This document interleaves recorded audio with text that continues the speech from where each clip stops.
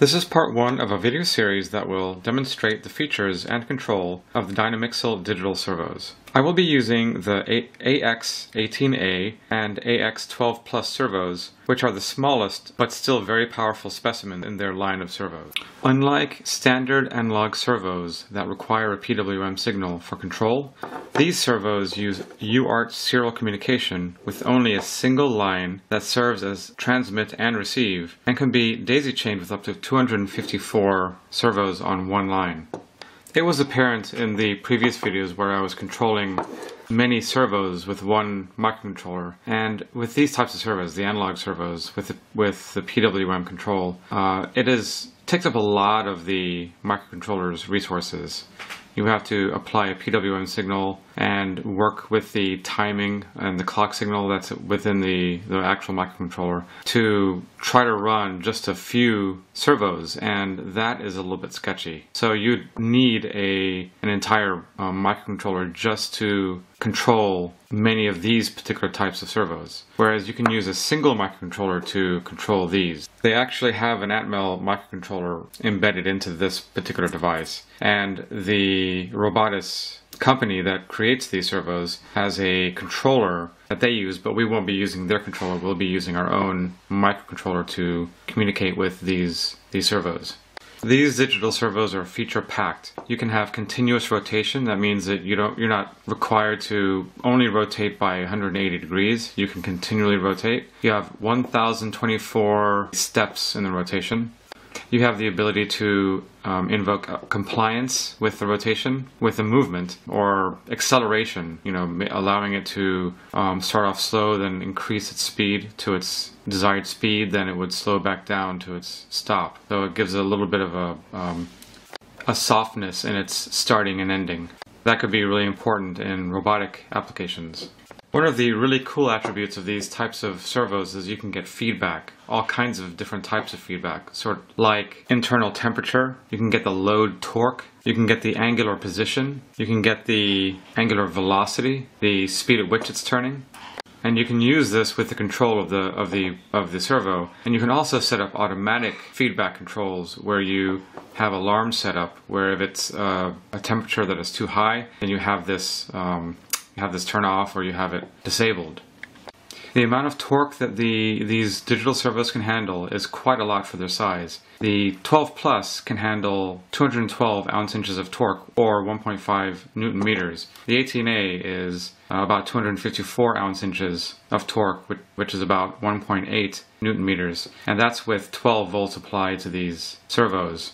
The RPM, or the speed that these horns will turn, is about 97 RPM for the 18A and 60 RPM for the 12 Plus, which is a little bit slower than the 18A, but still quite fast. To control the servos, we'll be using an 18 mega microcontroller by Atmel, generally the 644A or the 324P, and we'll be using UART communication, UART serial communication. So it would be a prerequisite to this to watch the videos on UART and USART and understand serial communication thoroughly, device to device and device to computer, to understand these videos. The frame of these servos have an interesting mounting configuration. You'll see that there are these holes and these slots all the way around the servo, and you use a small nut like this. You just place it inside, you place it inside one of these slots, and then the screw goes on the other side, and you'd use many brackets like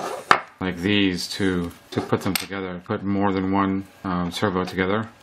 And there are a wealth of different types of brackets. And generally these brackets are used for robotic applications, but you can use them for all kinds of pan and tilt or other types of applications.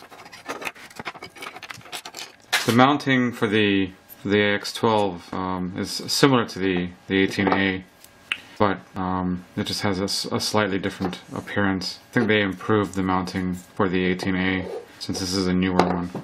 And each of these will generally come with this type of hardware, and this is for the other side of the servo on this side, so it'll hold the bracket. For the wiring, you use a connector like this, And it comes with 3 wires, and they would connect to the back of the servo. And one is for ground, one is for the voltage for powering the actual servo, not signal voltage. And then you have a signal TTL wire that goes into for the UART communication.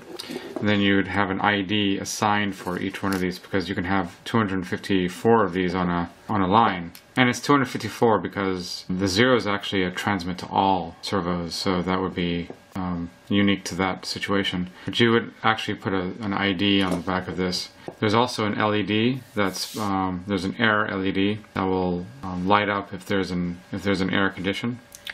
In the next video, I'll go over the data packet or the data frame and the information that must be passed inside of the data frame to control the servos, and what control packets are required to return information from the servos. Thank you for watching.